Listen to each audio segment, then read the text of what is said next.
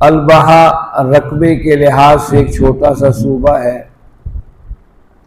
تقریباً 9000 مربع کلومیٹر اس کا رقبہ ہے اور تقریباً 5-6 لاکھ کی آبادی ہے۔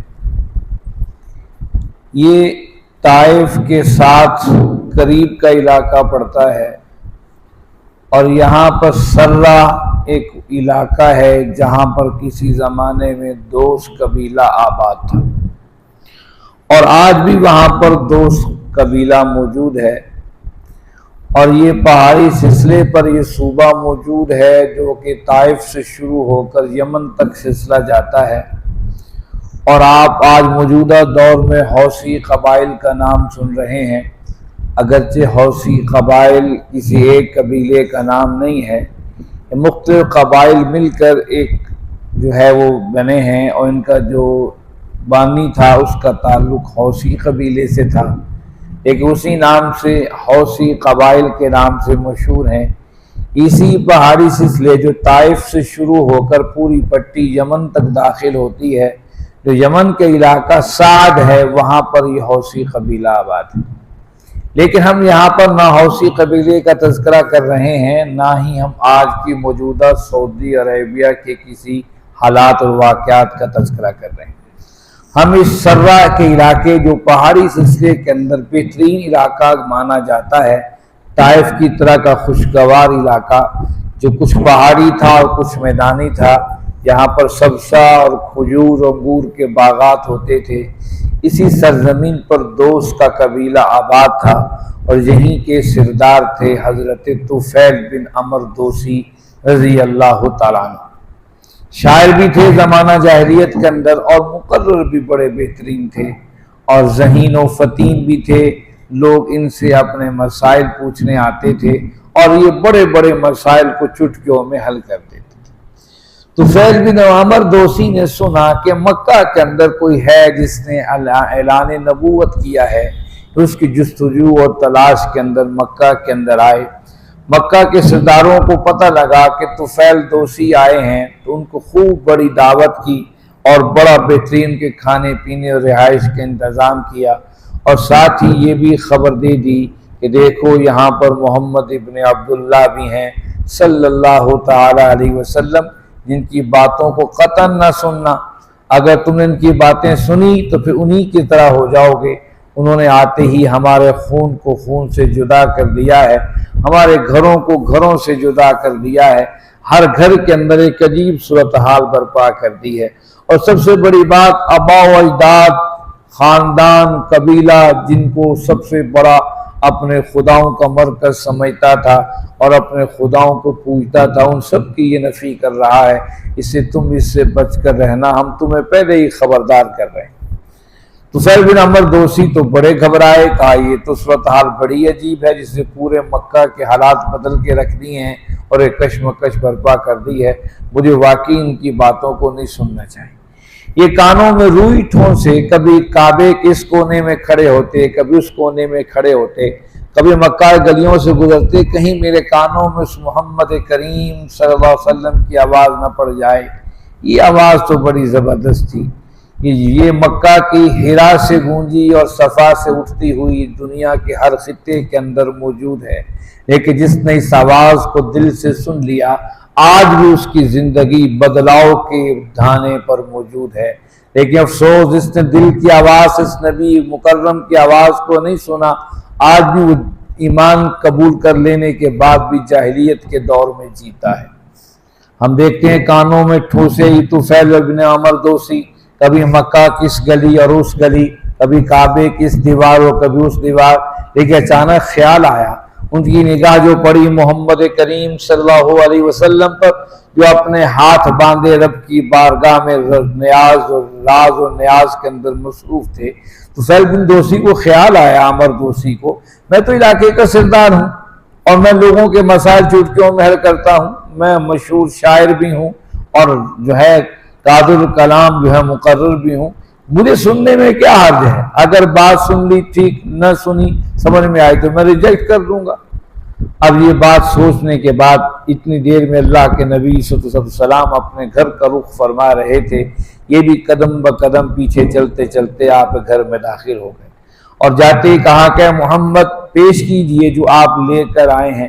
نبی کریم صلی اللہ علیہ وسلم نے سورہ اخلاص کو پڑھا، بسم اللہ الرحمن الرحیم، قل هو اللہ احد اللہ الصمد لم یلد ولم یولد ولم یکن لہ کفوا احد۔ یہ چھوٹی سورت آپ اور ہم دن میں کتنی بار پڑھ لیتے ہوں گے، صبح اور شام اس کی تلاوت کرتے ہوں گے۔ ہو سکتا ہے کسی بزرگ اور ہمارے کسی پیر نے یہ بتایا ہو اس کی ایک تسبیح صبح پڑھیں اور تسبیح شام کو پڑھیں۔ دیکھیے کیسے الفاظ ہیں، یہی الفاظ جو آپ ہم صبح اور شام تکرار کیے جا رہے ہیں۔ یہ طفیل ابن عمر دوسی سنتے ہیں تو اپنے سب کچھ اسی دروازے پر ہار دیتے ہیں، کہتے ہیں محمد کریم صلی اللہ علیہ وسلم جو آپ نے پڑھا کعبے کے رب کی قسم یہ تو کوئی زمین کی کوئی چیز نہیں ہے، یہ آسمان سے اترا ہوا کلام ہے۔ اشہد ان لا الہ الا اللہ واشہد انک محمد عبدہ ورسولہ۔ اس چھوٹی صورت میں توحید کا اعلان، رب کی وحدانیت کا اعلان، رب کی کبریائی کا اعلان اور رب کے ایک ہونے کا اور یکتا ہونے کا اعلان۔ افسوس کہ آج ہم ایمان لے کر آنے کے بعد بھی اس کی یکتائی کے قائل کیوں نہیں ہیں۔ ہم اس کے یکتائی کے قائل ہیں لیکن اپنے کاروبار کے اندر دنیاوی معاملات اور مسائل کو سر پر اٹھائے ہوئے ہیں۔ ہم اس کی یکتائی کے قائل ہیں لیکن اپنے گھر اور بار رشتہ دار قارب میں ہم اس کی یکتائی کو کیوں بھول جاتے ہیں۔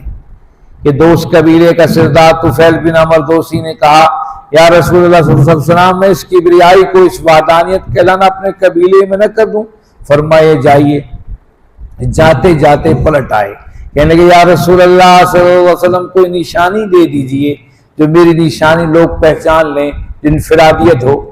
آپ نے اللہ سے دعا کی، اللہ طفیل کو ایسی نشانی مرحمت فرما جب اس کو ضرورت ہو تو اس کے سامنے موجود ہو، لوگ ان کی اہمیت کو جان اور سمجھ لیں۔ فرماتے ہیں میں وہاں سے چل پڑا۔ یہ دوست قبیلہ جہاں آباد تھا سرہ کے علاقے کے اندر، یہ مکہ سے تقریباً 220 کلومیٹر کے فاصلے پر، یہ کئی دنوں کا سفر طے کرتے وہاں پر پہنچتے ہیں۔ جب پہنچے تو رات کا اندھیرا تھا، انہیں سمجھ میں آئی، حیران ہو گئے کہ ماتھے سے روشنی نکل رہی ہے، نور چمک رہا ہے۔ سمجھ گئے یہ وہی دعا ہے نبی کریم صلی اللہ علیہ وسلم نے مانگی تھی۔ کہا یا اللہ میں اس دعا کو مان چکا، اب اگر یہ میرے ماتھے میں روشنی رہی تو لوگ سیدھی بات کا الٹا سمجھ جائیں گے، یہ بات حقیقت ہے۔ یا الہ العالمین لوگ سمجھیں کہ ہمارے خداؤں کا منکر ہوا، دیکھو اس کے ماتھے پر کیا ہو گیا۔ اس روشنی کو جاننے کی بجائے الٹا اس کو اعتراض گاہ بنا دی۔ ہمارے ہاں بھی کبھی ایسا ہوتا ہے، غور تو کیجئے، ایک اچھی بات، ایک صحیح بات کو دیکھتے ہوئے ہم اس سے کئی الٹ اور پلٹ باتیں نکال لیتے ہیں۔ یہ ہمیں احتیاط برتنا چاہیے۔ صحابہ کی زندگیاں ہماری زندگیوں میں روشنیاں لے کر آنے والی ہیں۔ کہ یا اللہ اس کو کسی اور جگہ منتقل کر دے۔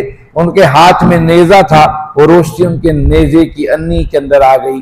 وہ اپنے گھر میں داخل ہوئے، باپ ملنے کے لیے آئے، کہا ابا میرا آپ سے کوئی تعلق نہیں ہے، نہ میں آپ کا بیٹا نہ میرے باپ، یہ کہا کر کمر موڑ لی۔ باپ نے کہا بیٹا میں تو کئی دن سے تیرے راستے کو دیکھ رہا تھا اور بار بار ان راستوں پر نگاہ دوڑاتا تھا جہاں سے تو نے واپس پلٹنا تھا، آج اتنی بے رخی کہاں؟ میں محمد کریم صلی اللہ علیہ وسلم کے دین کو قبول کر کے آیا ہوں، اگر آپ اس کو قبول کر لیں تو آپ اور میں ایک ہیں۔ باپ نے کہا اتنی سی بات سنو، جس کی تم گواہی دے کر آئے میں بھی اس کی گواہی دیتا ہوں، اشہد ان لا الہ الا اللہ واشہد ان محمد عبدہ ورسولہ۔ بیوی ملنے آئی، کہا خبردار میں تمہیں جانتا تک نہیں جب تک تم اس دعوت کو قبول نہ کر لو جو محمد کریم صلی اللہ علیہ وسلم لے کر آئے۔ کہا کیا دعوت ہے؟ کہا وہ انسانیت کی دعوت ہے، اخلاق اور کردار کی دعوت ہے، شرم و حیا کی دعوت ہے۔ اور بیوی نے کہا ایسی دعوت تو مجھے سر آنکھوں پر، مجھے ابھی کلمہ پڑھا دیجیے۔ یہ کیسی باتیں تھیں کہ آج آپ اور ہم نے اپنے گھروں میں کبھی ایسا ماحول بنانے کی کوشش کی؟ اللہ اور اس کے رسول کا یہ فیصلہ ہے، میں قطعاً اس کے اندر کوئی اپنی ذاتی رائے نہیں دے سکتا ہوں، چاہے وہ میرا گھر، میرے رشتہ دار، میری برادری کا معاملہ ہو۔ تبھی تو کہا اس کی یکتائی کو ماننے کے بعد طفیل بن عمر دوسی کی زندگی بدل گئی۔ آپ اور ہم زندگیوں کو بدلتے بدلتے بدلتے رہ گئے، یہ کیا وجہ ہے؟ اور اس کے بعد ہم دیکھتے ہیں طفیل بن عمر دوسی رضی اللہ تعالیٰ عنہ ایک دن پریشان ہو کر اپنے ساتھ ابو ہریرہ کو ساتھ لیے بارگاہ رسالت میں پہنچے، کہنے لگے مکہ کے یا رسول اللہ صلی اللہ علیہ وسلم میری قوم مانتی نہیں ہے، میری قوم مانتی نہیں ہے۔ اللہ کے نبی صلی اللہ علیہ وسلم نے اپنے ہاتھوں کو اٹھایا ہی تھا، ابو ہریرہ فرماتے ہیں میں کانپ گیا، میں نے کہا کہ آج تو حضور بد دعا کر دیں گے اور میری برادری ختم ہو جائے گی۔ کہتے ہیں میں کان لگائے آپ کی آواز کو سن رہا تھا، آپ دعا کر رہے تھے اللہم اہد الدوس، اللہ دوست قبیلے کو ہدایت دے دے، آتی بہم انہیں میرے پاس لے آ اور ان کو اسلام کے سائے میں لے آ۔ فرماتے ہیں کہ میں اتنی خوشی میرے چہرے پر ظاہر ہوئی، اللہ کے نبی صلی اللہ علیہ وسلم مسکرا اٹھے میرے چہرے کی خوشی کو دیکھ کر۔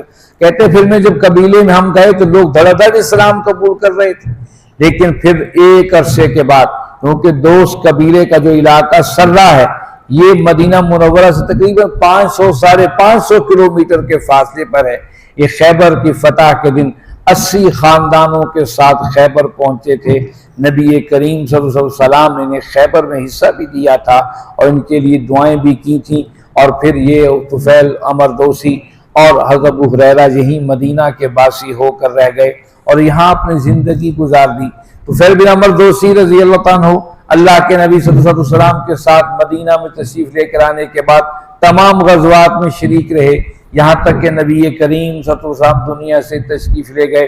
آپ نے ابو بکر صدیق رضی اللہ عنہ کے ساتھ حق کے وفا باندھا اور ساری زندگی ان کے ساتھ گزاری۔ پھر مسیلمہ کذاب کے خلاف جنگ یمامہ کا معرکہ ہوا، طفیل بن عمر دوسی اپنے بیٹے عمر دوسی کو لے کر اس میدان کارزار میں اترے۔ ایک دن مسکراتے ہوئے نیند سے بیدار ہوئے، کہا میں نے عجیب خواب دیکھا ہے، میں نے خواب دیکھا کہ میرا سر مونڈ لیا گیا ہے اور میرے منہ سے ایک پرندہ نکل کر اڑ گیا ہے اور مجھے ایک عورت کے پیٹ کے اندر ڈال دیا گیا ہے، میرا بیٹا بھی میرے پیچھے بھاگا لیکن مجھ سے وہ کافی دوری کے فاصلے پر ہے، مجھے ذرا اس کی تعبیر تو بتاؤ۔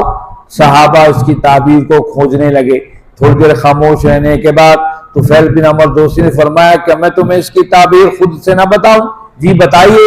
اس کی تعبیر یہ ہے کہ میرے سر مونڈنے کا مطلب یہ ہے میرا سر قلم کر دیا جائے گا اس جنگ کے اندر، اور میرے منہ سے پرندے کے نکلنے کی یہ ہے کہ میری روح جسم سے نکل جائے گی، اور عورت کے پیٹ سے مراد زمین کے پیٹ کے اندر مجھے دفن کر دیا جائے گا، اور میرا بیٹا جو میرے پیچھے بھاگ رہا ہے یہ اسی شہادت کی طرف کے اندر جس کا میں شاہد ہوں اور میں جس کے پیچھے بھاگ رہا ہوں یہ بھی میرے پیچھے آئے گا، لیکن اس سے لیٹ ہوگی، میں اس سے پہلے پہنچ جاؤں گا۔ پھر لوگوں نے دیکھا جنگ یمامہ کے اندر طفیل بن عمر دوسی کے کہے ہوئے الفاظ رضی اللہ عنہ اسی طریقے سے پورے ہوئے، اور اسی جنگ کے اندر اور ان کے بیٹے کا دایاں بازو کٹ گیا۔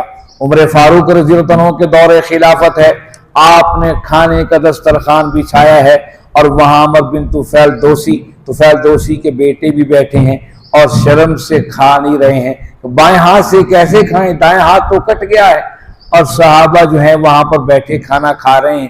آپ نے دیکھا کہ یہ کیا بات ہے، آپ ان کے پاس آئے کہ آپ کھاتے کیوں نہیں ہو، اور پھر اونچی آواز سے کہا کیا اس لیے نہیں کھاتے کہ تمہارا دایاں بازو کٹ گیا؟ کعبے کے رب کی قسم وہ تم ہم سے پہلے سبقت لے گیا جنت کے اندر جانے میں، تم کھاؤ میں تمہارے ساتھ بیٹھ کر کھاؤں گا، تم تو ان سب سے بہترین وہ فرد ہو جنہوں نے اپنا بازو اللہ کے راستے میں دے دیا۔ پھر اس کے بعد عمر فاروق رضی اللہ عنہ کے زمانے میں جنگ یرموک کے اندر رومن امپائر کے خلاف لڑتے لڑتے ان کے بیٹے عمر بن طفیل دوسی بھی اپنے رب کے ہاں پہنچ گئے۔ یہ کیسی لذتیں تھیں، یہ کیسی محبتیں تھیں، یہ کیسے اللہ کا دین تھا۔ قرآن پکار اٹھا فَإِنْ آمَنُوا بِمِثْلِ مَا آمَنْتُمْ بِهِ فَقَدِ اهْتَدَوْا، قیامت تک کے آنے والے ایمان کے دعوے داروں تمہاری زندگیوں کے اندر ایسا بدلاؤ نہیں آئے گا تو کبھی تم نہ معاشی ترقی کر سکو گے، نہ معاشرتی، نہ زندگی۔ اسی لمحے میں آج ہم ڈھونڈ رہے ہیں ترقیوں کے راستے، کبھی یورپ سے پوچھتے ہیں، کبھی مغرب سے پوچھتے ہیں، کاش ہم ان قندیلوں سے پوچھا ہوتا جنہیں اللہ کے نبی صلی اللہ علیہ وسلم نے الصحابی النجوم کہہ کر ان قندیلوں کا تذکرہ کیا، ہمیں راہ ہدایت اور راہ خوشحالی مل جاتی۔ آئیے قرآن مجید کی ان آیات کی طرف جہاں پر ہم نے